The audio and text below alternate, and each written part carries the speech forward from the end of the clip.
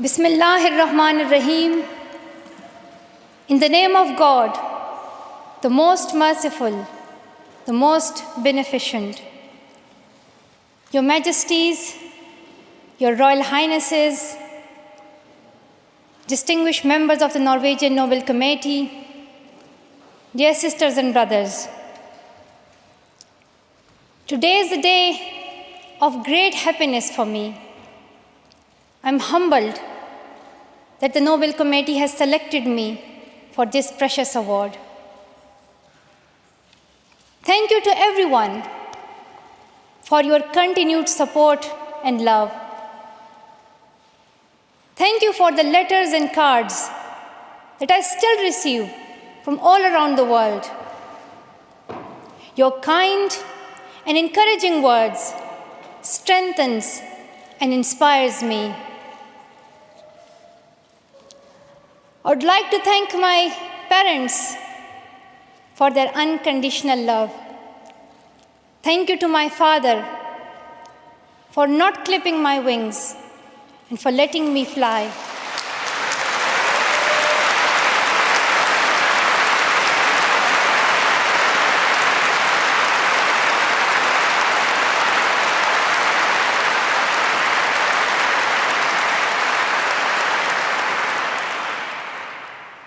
Thank you to my mother for inspiring me to be patient and to always speak the truth, which we strongly believe is the true message of Islam.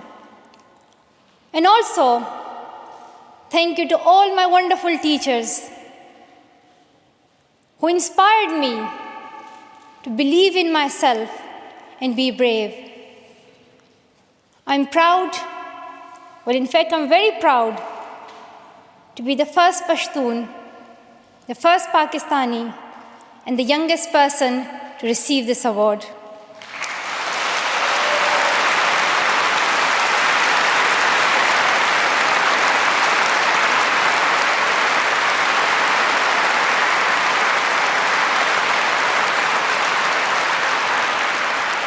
Along with that, I'm pretty certain that I'm also the first recipient of the Nobel Peace Prize who still fights with her younger brothers. I want there to be peace everywhere, but my brothers and I are still working on that.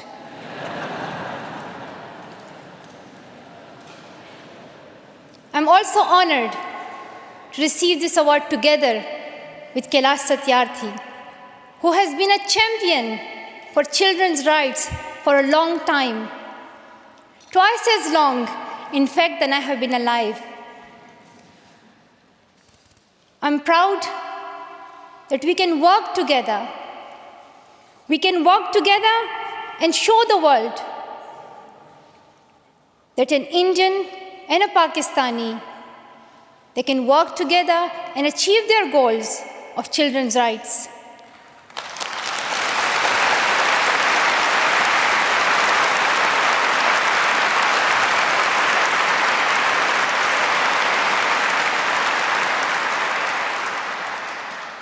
Dear brothers and sisters, I was named after the inspirational Malala of Maiwand, who is the Pashtun Joan of Arc. The word Malala means grief-stricken, sad. But in order to lend some happiness to it, my grandfather would always call me Malala, the happiest girl in the world. And today, I'm very happy that we are together fighting for an important cause. This award is not just for me. It is for those forgotten children who want education. It is for those frightened children who want peace. It is for those voiceless children who want change. I'm here to stand up for their rights, to raise their voice, It is not time to pity them. It is not time to pity them. It is time to take action. So it becomes the last time. The last time. So it becomes the last time that we see a child deprived of education.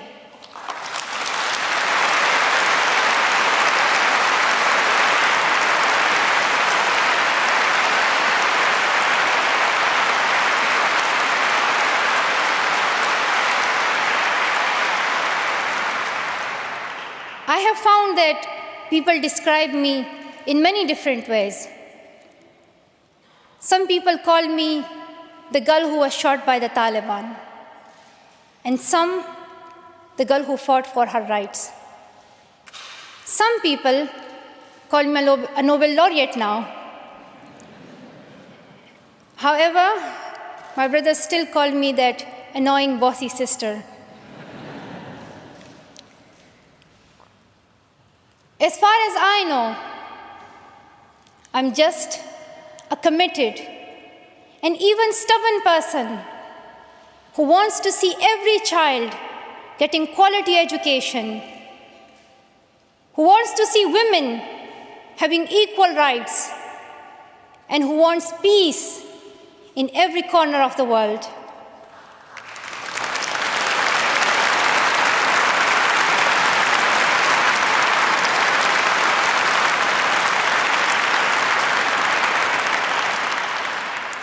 Education is one of the blessings of life and one of its necessities.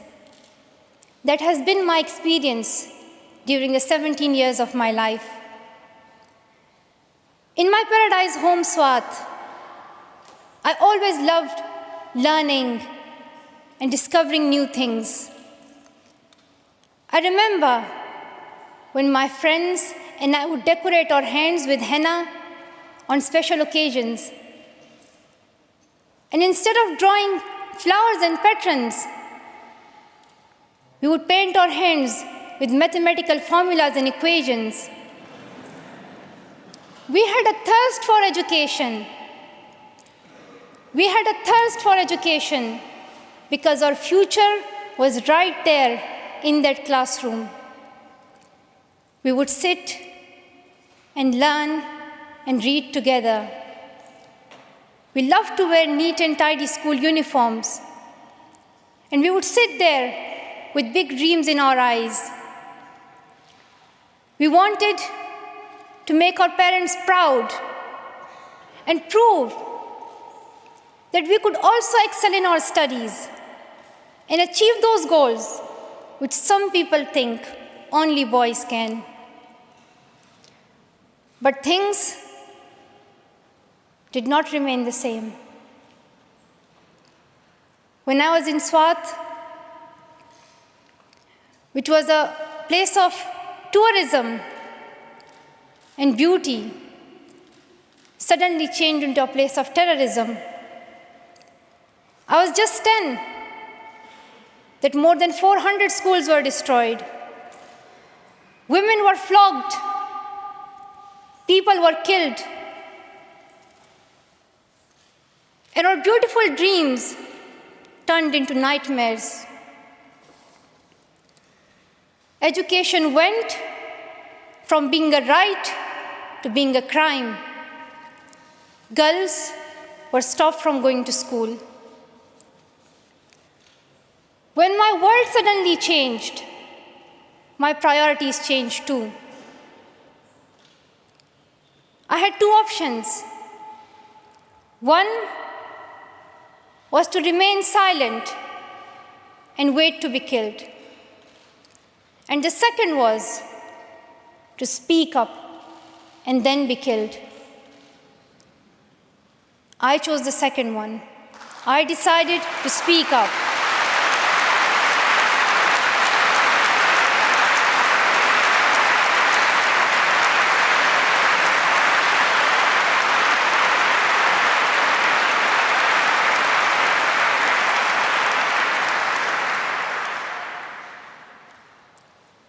We could not just stand by and see those injustices of the terrorists, denying our rights, ruthlessly killing people, and misusing the name of Islam, we decided to raise our voice and tell them, have you not learned that in the Holy Quran Allah says, if you kill one person, it is as if you kill the whole humanity? Do you not know that Muhammad, peace be upon him, the Prophet of mercy, he says, do not harm yourself or others. And do you not know that the very first word of the Holy Quran is the word Iqra, which means read? The terrorists tried to stop us and attacked me and my friends who are here today on our school bus in 2012. But neither their ideas nor their bullets could win. We survived. And since that day, our voices have grown louder and louder.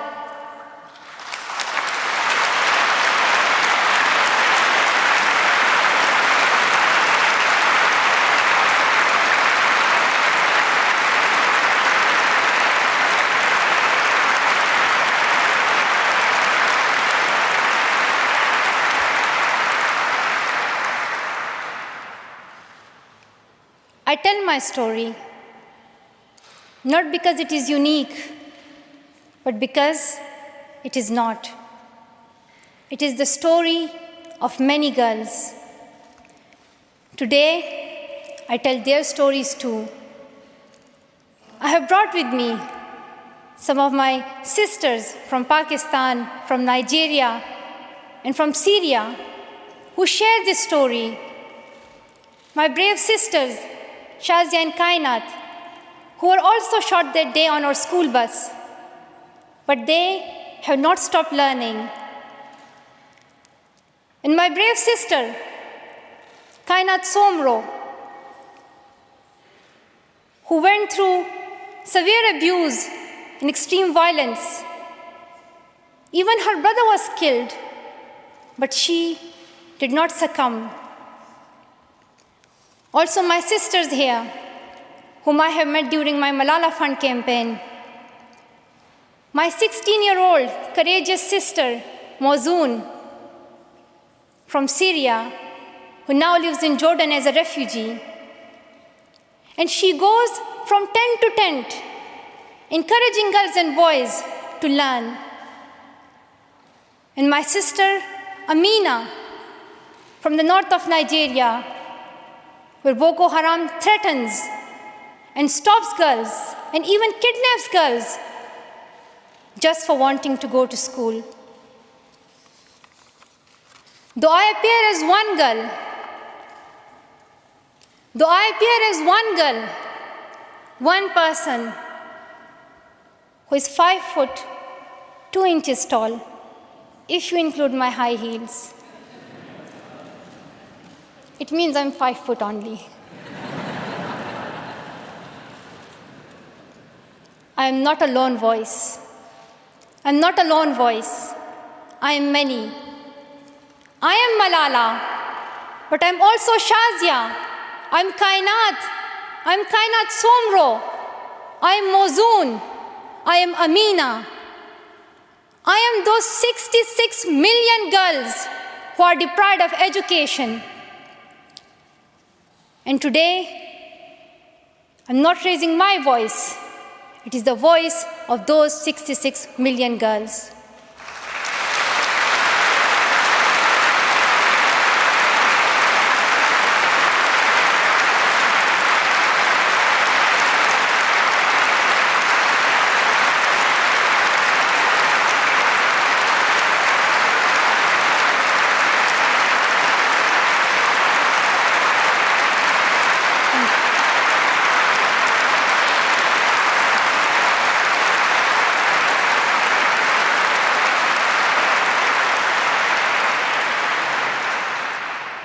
Sometimes people like to ask me, Why should girls go to school? Why is it important for them? But I think the more important question is, why shouldn't they? Why shouldn't they have this right to go to school? Dear brothers and sisters, today, in half of the world, we see rapid progress and development. However, there are many countries where millions still suffer from the very old problems of war, poverty, and injustice. We still see conflicts in which innocent people lose their lives and children become orphans. We see many people becoming refugees in Syria, Gaza, and Iraq. In Afghanistan, we see families being killed in suicide attacks and bomb blasts. Many children in Africa do not have access to education because of poverty. And as I said, we still see girls who have no freedom to go to school in the north of Nigeria.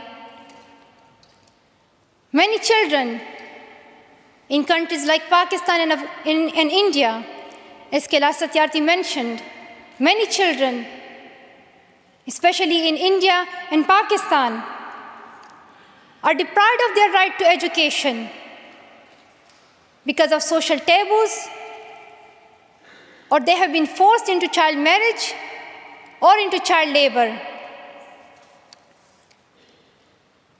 One of my very good school friends, the same age as me, who has always been bold and confident girl, dreamed of becoming a doctor. But her dream remained a dream.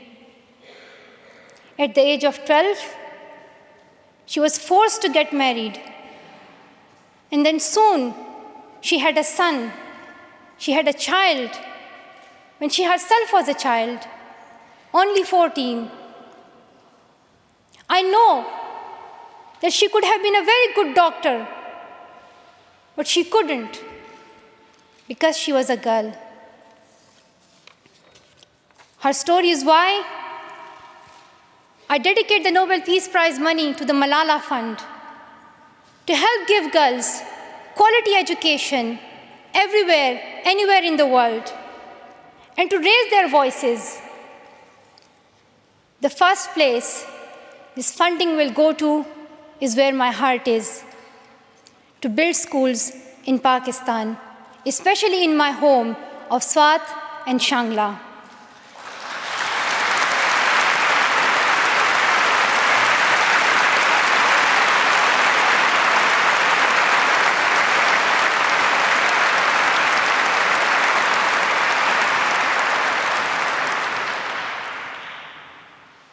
In my own village, there is still no secondary school for girls. And it is my wish and my commitment, and now my challenge, to build one so that my friends and my sisters can go there to school and get quality education, and they get this opportunity to fulfill their dreams. This is where I will begin, but it is not where I will stop. I will continue this fight until I see every child in school. Dear brothers and sisters, great people who brought change, like Martin Luther King and Nelson Mandela, Mother Teresa and Aung San Suu Kyi, once stood here on this stage. I hope the steps that Kailash Satyarthi and I have taken so far and will take on this journey will also bring change, lasting change.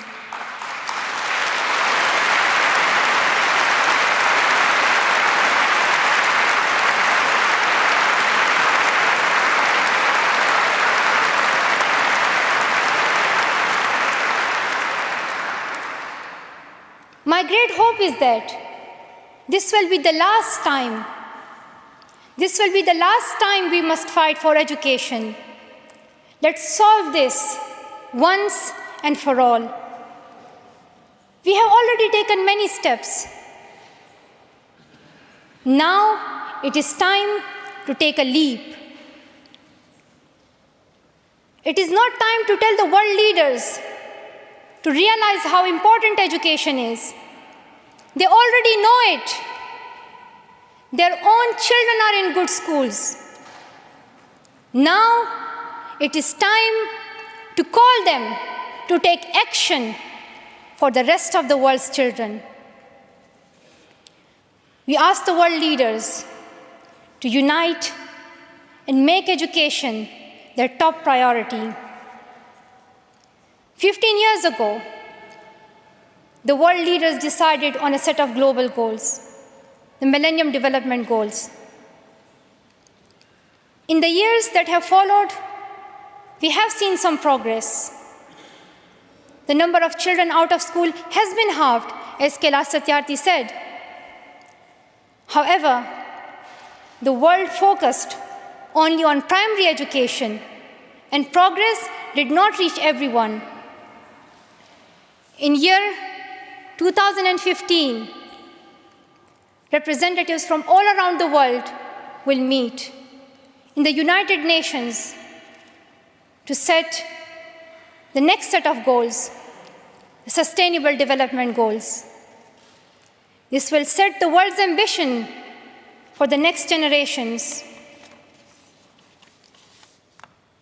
The world can no longer accept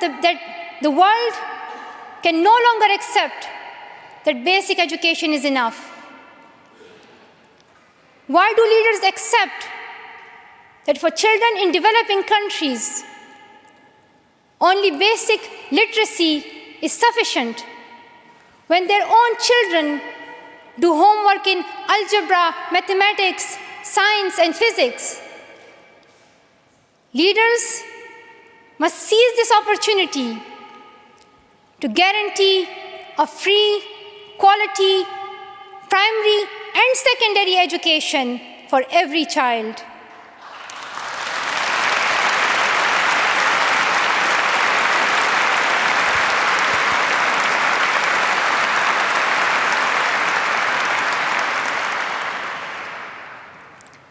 Some will say this is impractical, or too expensive, or too hard, or maybe even impossible. But it is time the world thinks bigger. Dear sisters and brothers, the so-called world of adults may understand it, but we children don't. Why is it that countries which we call strong are so powerful in creating wars, but are so weak in bringing peace? Why is it?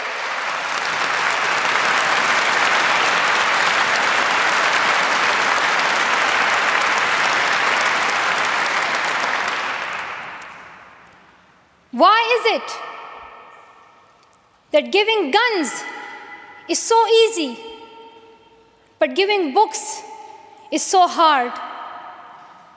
Why is it? Why is it that making tanks is so easy, but building schools is so hard? We are living in the modern age, and we believe that nothing is impossible. We have reached the moon 45 years ago, and maybe we'll soon land on Mars. Then, in this 21st century, we must be able to give every child quality education. Dear sisters and brothers, dear fellow children, we must work, not wait. Not just the politicians and the world leaders. We all need to contribute. Me, you, we. It is our duty. Let us become the first generation to decide to be the last. Let us become the first generation that decides to be the last, that sees empty classrooms, lost childhoods, and wasted potentials. Let this be the last time that a girl or a boy spends their childhood in a factory. Let this be the last time that a girl is forced into early child marriage. Let this be the last time that a child loses life in war. Let this be the last time that we see a child out of school. Let this end with us. Let's begin this ending together, today, right here, right now. Let's begin this ending now. Thank you so much. Thank you.